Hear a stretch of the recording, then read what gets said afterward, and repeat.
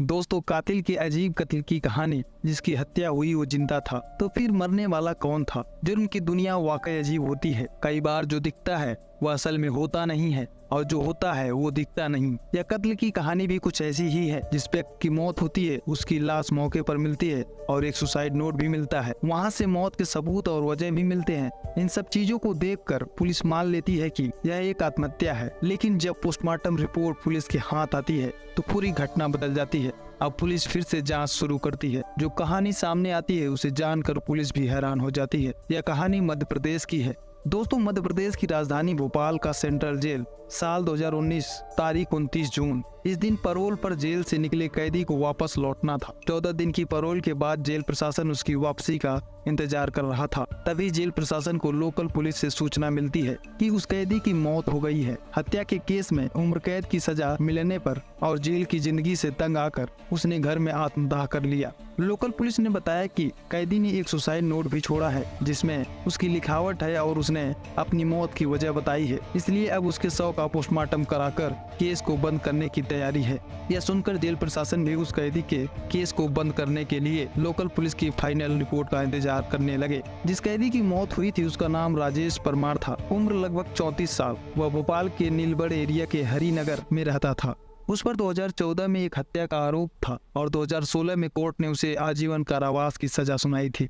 राजेश के पिता की मौत के कारण उसे 14 दिन की पैरोल मिली थी, इसलिए 15 जून को वह पैरोल पर बाहर आया था और 29 जून को उसे हर हाल में जेल लौटना था। लेकिन 29 जून की सुबह राजेश के घर से आग की लपटें उठने लगती हैं। आसपास के लोगों ने पुलिस को सूचना दी और फायर ब्रिगेड और लोकल पुलिस मौके पर पहुंची। आग बुझाने के बाद एक युवक बुरी तरह जला हुआ मिला। चेहरा और शरीर पूरी तरह से जला हुआ था, जिससे वह मरा हुआ लग रहा था। फिर भी पुलिस ने उसे अस्पताल पहुंचाया, जहां डॉक्टरों ने उसे मृत घोषित कर दिया। सुसाइड नोट से मौत की वजह का पता चला। अब पुलिस ने घर की तलाशी ली तो एक सुसाइड नोट मिला जिसमें लिखा था कि पिता की मौत से वह दुखी था और अब कोई उसे पैरोल नहीं दिला पाएगा, इस वजह से उसने आत्महत्या की। उसने लिखा था कि इसके लिए कोई जिम्मेदार नहीं है। इस सुसाइड नोट के आधार पर पुलिस ने भोपाल सेंट्रल जेल को भी सूचना दी और शव को पोस्टमार्टम के लिए भेज दिया। साधारण सुसाइड केस की तरह पुलिस ने भी इसे बंद कर दिया। पोस्टमार्टम के बाद शव को रिश्तेदारों को सौंप दिया गया और उन्होंने अंतिम संस्कार कर दिया। लेकिन 24 घंटे के बाद केस में नया मोड़ आया जब पुलिस को राजेश परमार की पोस्टमार्टम रिपोर्ट मिली। भोपाल पुलिस के एसपी अखिल पटेल ने जब रिपोर्ट देखी तो चौंक गए। रिपोर्ट में लिखा था कि राजेश की मौत गला दबाने से हुई है, न कि आग या धुएं से। यह पता चलने पर उन्होंने केस की फिर से जांच शुरू की और तुरंत मौके से ली गई सभी फोटोग्राफ मंगवाई। दोस्तों, सभी फोटो को बारीकी से देखने पर एक पुलिस अधिकारी ने पाया कि मरने वाले शख्स के पैर बिल्कुल एक दूसरे से चिपके हुए थे, जबकि जब कोई जलकर मरता है तो तड़पने के कारण उसके पैर अलग अलग हो जाते हैं। लेकिन इस केस में ऐसा नहीं था। दूसरी तस्वीर में देखा गया कि उस शख्स का चेहरा और सीने वाला हिस्सा ही जला था, जबकि हाथ और पैर ज्यादा नहीं जले थे और अजीब तरीके से मुड़े हुए थे। इस पर शक हुआ कि कहीं उसके हाथ और पैर बांधे तो नहीं थे। इस बात की जांच के लिए पुलिस अधिकारी अपनी टीम के साथ मौके पर गई। घटनास्थल को बारीकी से देखा और आसपास के लोगों से पूछताछ की। पता चला कि एक दिन पहले राजेश परमार के साथ 1 या 2 और लोग देखे गए थे। अब पुलिस ने केस को फिर से ओपन किया और जांच शुरू की। पुलिस को शक हुआ कि मौत से पहले राजेश का गला घोटा गया था। लेकिन अगर राजेश को सुसाइड ही करना था तो उसकी हत्या क्यों की गई? अगर किसी ने गला दबाया तो वो कौन था? पुलिस के सामने यह भी सवाल था कि मरने वाला व्यक्ति राजेश ही है या नहीं। अगर यह राजेश नहीं है तो फिर कौन है? इन सवालों के जवाब पाने के लिए पुलिस ने राजेश के मोबाइल नंबर का पता लगाया।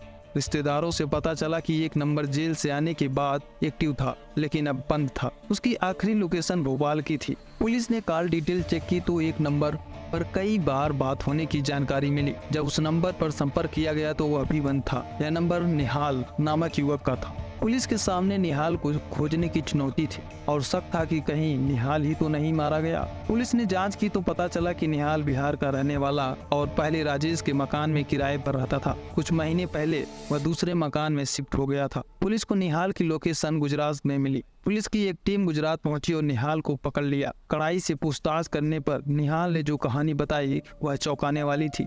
दोस्तों, मरने वाले के दोस्त ने चौंकाने वाली बताई यह कहानी।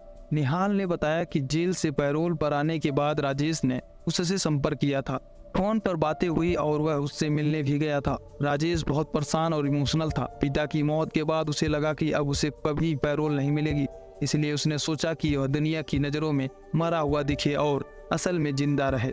इसके लिए उसने कुछ क्राइम की सीरीज भी देखी थी और एक खौफनाक योजना बनाई। उसने अपनी माँ को 23 जून को पूजा के बहाने घर से बाहर भेज दिया। फिर उसने योजना बनाई कि 29 जून को पैरोल खत्म होने के बाद भी उसे जेल नहीं जाना पड़े, इसलिए उसने 28 जून को किसी और को मारकर खुद गायब होने की तैयारी की। इस काम में मदद के लिए उसने मुझे बुलाया।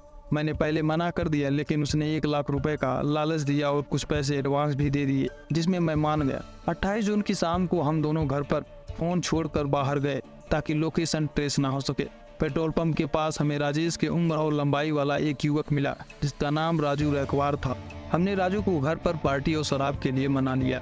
राजू मजदूरी करता था, इसलिए वह खाने और शराब के लालच में आ गया। राजू हमारे साथ राजेश के घर आया। हमने उसे खूब शराब पिलाई। जब उसने होश खो दिया तो राजेश ने उसका गला घोंटकर हत्या कर दी। फिर उसके हाथ और पैर रस्सी से बांध दिए ताकि वह आग से बच ना पाए। हाथ पैर बांधने के बाद हमने उसे फर्श पर लिटाया और घर की किताबें उसके ऊपर रख दी।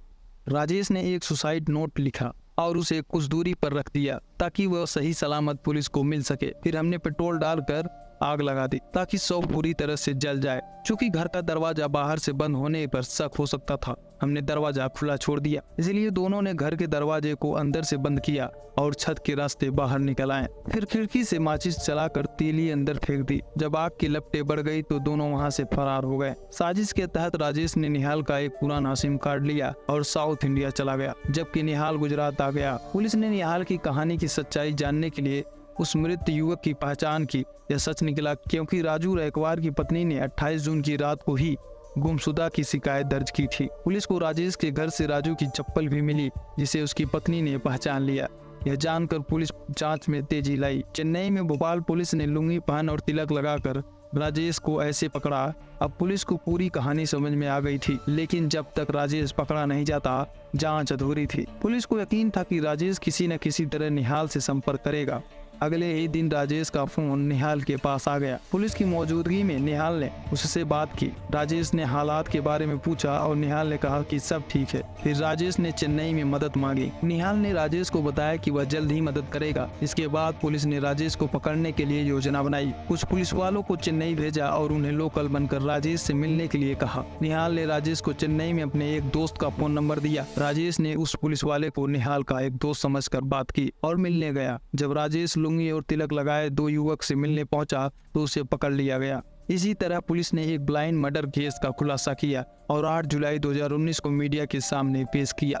IPS अधिकारी अखिल पटेल ने कहा कि यह केस कानून की आंखों में धूल झोंकने वाला था, लेकिन बारीकी से जांच करने पर पूरा सच सामने आ गया। इसके बाद राजेश को फिर से जेल भेज दिया गया। तो दोस्तों, ऐसे ही क्राइम से संबंधित जानने के लिए हमारे चैनल को सब्सक्राइब करें और लाइक कमेंट करके अपनी राय जरूर दें।